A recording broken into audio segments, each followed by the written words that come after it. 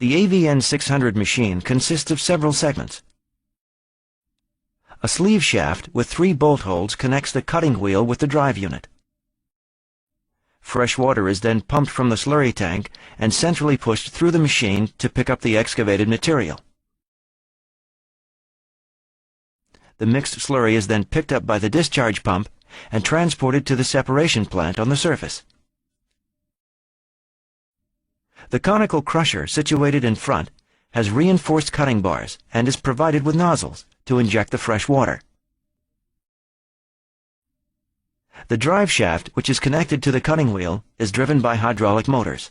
The sleeve shaft lies in a tapered roller bearing. 3 hydraulic motors transmit the rotation via the gear rim to the sleeve shaft and the cutting wheel. The 3 steering cylinders enable the operator to correct the direction of the tunnel boring machine, as well as control the alignment of the machine in curved drives. Therefore, the position of the cutter head is continuously updated with the help of the laser guidance system. To ensure AVN 600 has a smooth method of excavation, the machine has 2 integrated water circuits. The standard water circuit supplies fresh water to the annulus via 5 hoses fixed to the inner side of the bulkhead. Several boreholes branch off from the annulus, which supply the chamber situated behind the conical crusher. The fresh water is continuously pumped through the conical crusher chamber and sucked off through the boreholes of the sleeve shaft and transported back to the surface with the shaft slurry pump up to the separation plant. A second hose supplies the high-pressure nozzles used in the conical crusher. These nozzles avoid clogging and agglutination of the crusher chamber in case of cohesive soils. They cut the clay in the crusher chamber with 250 bar water pressure and break up the material. There are also 2 nozzles that are directed to the front part of the cutting wheel. This totally depends on the geological situation, as the number of nozzles can be increased. The water coming from the nozzles is mixed with the water of the slurry circuit, and the excavated material is transported to the surface.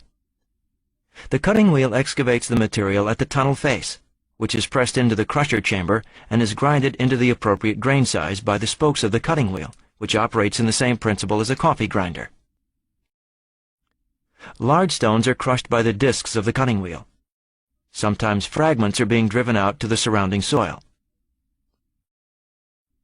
Stones falling through the openings of the cutting wheel into the crusher chamber are crushed by the reinforced conical crusher and the spokes of the cutting wheel, and afterwards transported together with the slurry water to the surface.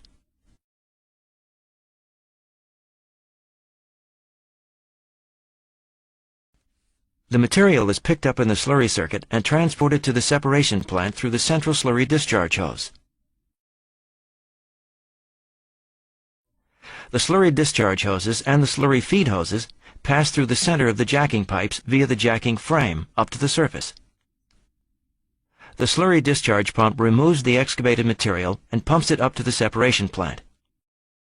The separation plant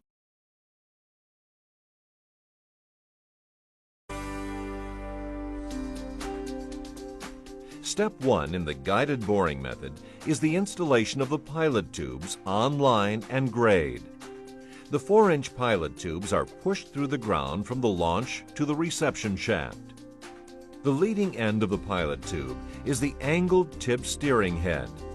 This head holds the LED illuminated target that is visible through a theodolite, camera, and monitor. The theodolite and digital camera are set on the desired line and grade and positioned to view the target through the center of the pilot tube.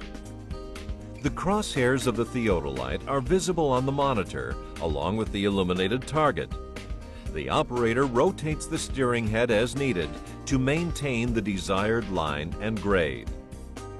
By using a computer monitor and digital camera to view the output, the signal can be digitally enhanced, allowing for an extended run. This guidance system has ensured line and grade tolerance of 1/4 inch in distances exceeding 500 feet. The dual-walled pilot tubes provide a means to lubricate the outside of the tubes as they pass through the ground, which reduces the force required to thrust and rotate during installation.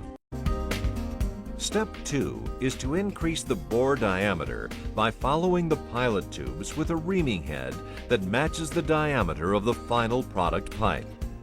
The reaming head and temporary casings and augers are attached to the pilot tubes and advanced by the jacking frame. As the temporary casings advance, they push the pilot tubes into the reception shaft, where they are removed. Spoils are removed and transported by the augers back to the launch shaft and fall into a dirt bucket, which is emptied when full. Step 3 is the installation of the final product pipe. A pipe adapter is installed on the last section of the temporary casings and augers to match the final product pipe. Just as the temporary casings and augers replaced the pilot tubes at the receiving end, the final product pipe pushes the temporary casings and augers into the reception shaft, where they are removed. The process is finished when the product pipe reaches the reception shaft.